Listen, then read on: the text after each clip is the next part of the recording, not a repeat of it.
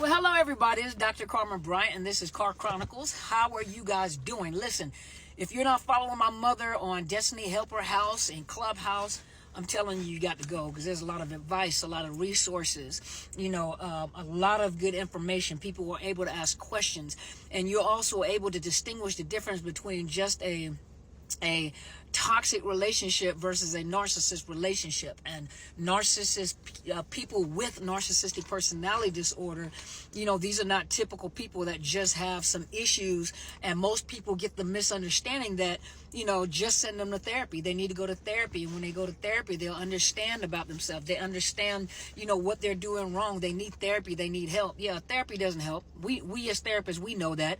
And now with this new genre dealing with narcissists and antagonistic relationships, pathological relationships, these instructors, people like Dr. Ramani and other professionals and researchers are letting you know that therapy is not going to help them. They're not going to change. So therapy is not going to help them. Really what therapy is doing is giving them more fuel for the fire, more fuel in order to attack you, to learn, to learn more on how to manipulate. But therapy doesn't do anything for them. And unfortunately, even with people, a person that is stuck in this cycle with this narcissist, they're under the impression, because hope is the last thing to go. They're under the impression that if they send this individual to therapy, that the therapist will be able to tell them and explain to them how their behavior is hurting the other person, or how to change that behavior, or how to make them accountable. It doesn't happen. It does not happen. That's why a lot of therapists don't want to work with personality disordered individuals, because even on the graduate level, we know one thing is that personality disorders do not change. Narcissists are narcissists are narcissists are narcissists. And there's even new neurobiology, studies that indicate that this is more than just a personality disorder, a disordered personality. There's also a difference in brain functioning, and there's a difference when it comes to MRIs and fMRIs, where the brain is totally different. A person that has narcissistic personality disorder, their brain is totally different. They don't have empathy. They have delayed gratification. They have what's called what's the word I'm looking for, y'all? Severe impulse control problems. And today I don't know when you're going to get the video, but for this week, whatever week you get it, one of the things we were talking about was that trauma bond. And, I wanted to, because in the time and the era that we're in right now, a lot of you are witnessing everything that a lot of us as content creators, researchers, therapists, scientists, psychiatrists, psychologists, content creator, a lot of us that are on here, and a lot of times we talk about it from the level of personal relationships, intimate relationships. Now you're seeing it play out on a worldwide stage. Everything that we've ever taught you.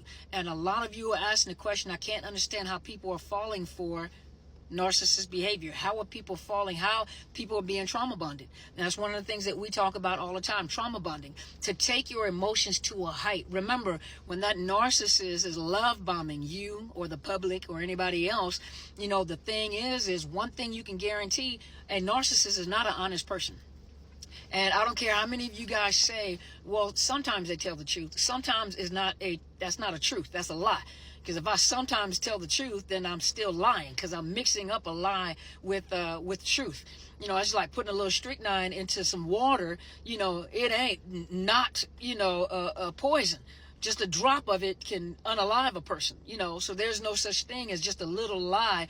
A little white lie wouldn't hurt anybody. No, that little white lie gets turned into a big old giant lie. But a lie is a lie, and the truth is the truth. There is no such thing as a little lie.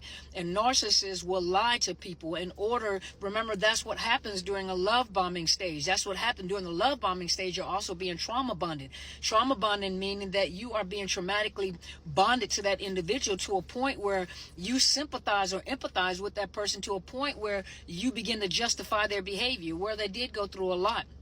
Science is now showing that you don't have to be traumatized. You don't have to have anything happen during developmental stages anymore. Now there's a neurobiological issue with the narcissist. There's something wrong with their brain, their personality disorder. At one point in time, they used to call it a psychiatric disorder as well. It's not even considered a psychiatric disorder. It is a personality disorder, a character disorder, and it's permanent. It's a permanent character flaw.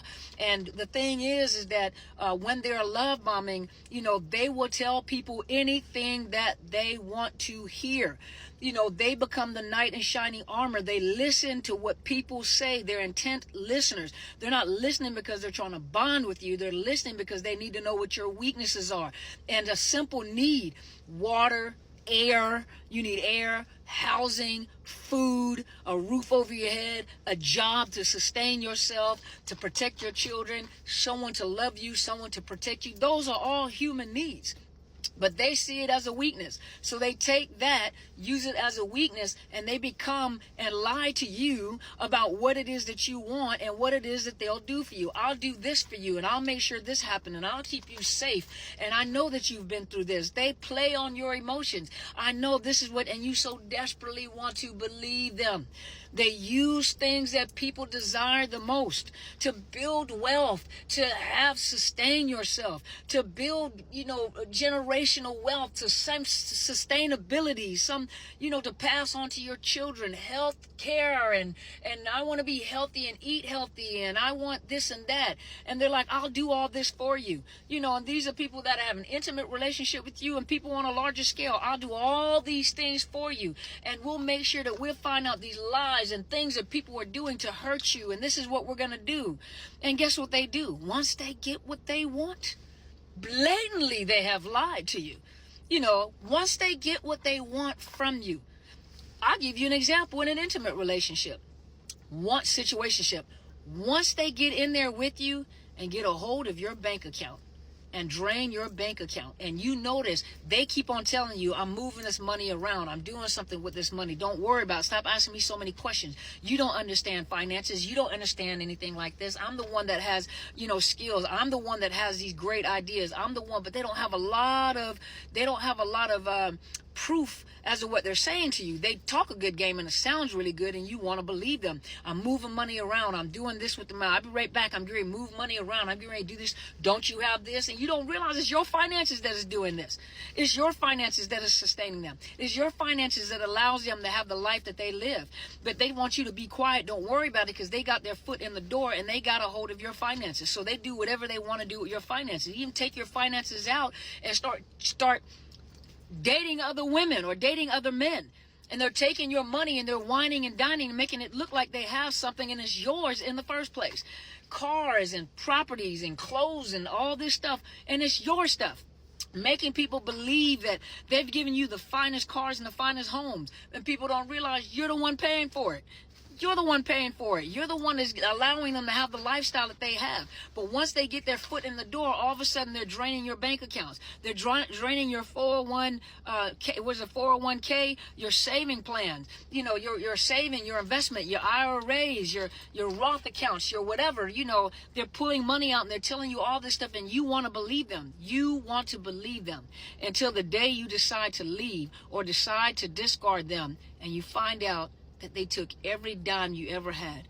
Now you're humiliated, you're embarrassed, and now you look back, everything that they ever said to me was a great big old lie. I have nothing. I'm destitute. I have to start from the bottom. The only thing I have is my education, my experience. I have nothing. I may have to start over. I have to go to a shelter. I can't believe that they didn't care about me. They don't even care about my kids. And when they bring their kids around, it's not the fact that they love those kids. They bring those kids around because other people give them attention. They bring those kids around because they look good in the public eye. They could care less about them kids. You can tell by the way watch them long enough, you'll see it's all about the attention they can get. Sometimes you see them fathers on there that are combing their little girl's hair and they get all that attention. I'm not saying all fathers are like this, because you have some great fathers out there that would do that, and they're doing a phenomenal job. A narcissist will watch that and replicate that. And they don't care. They just want the attention. And you notice that it's all about them. Even when the kids are getting attention, it's all about them. And they keep repeat, cycle, repeat, rinse, wash, repeat. That's what they do. But people are getting trauma bonded because they take you up a level, they love bomb you, they give you what you want, and then they drop you, humiliate you, they dog you out, and then they just bring you back up. And by that time, you're trauma bonded because your whole need, everything that you need, you're desperate because you look at them as being able to fulfill every need, every emotional need, and you'll make me feel better. And now you're trauma bonded. And to break a trauma bond is like breaking an addiction. An addiction. You're welcome.